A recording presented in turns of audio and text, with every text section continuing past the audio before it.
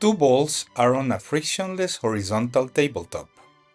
Ball X initially moves at 10 meters per second, as shown in figure 1 above.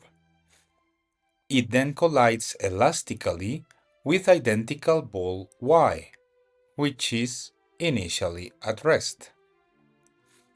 After the collision, ball X moves at 6 meters per second along a path at 53 degrees to its horizontal direction, as shown in figure 2 above. Which of the following diagrams best represents the motion of ball Y after the collision?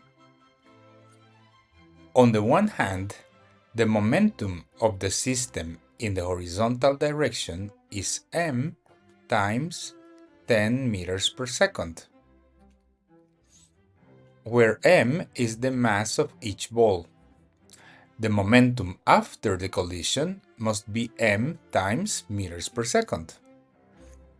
For ball X, the momentum in the horizontal direction is m times 3.6 meters per second, which is 6 times cosine of 53 degrees. Therefore, the momentum in the horizontal direction for ball Y should be m times 6.4 meters per second.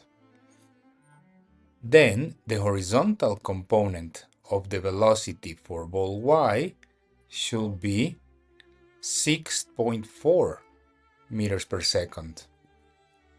The only figure that gives this value is option D.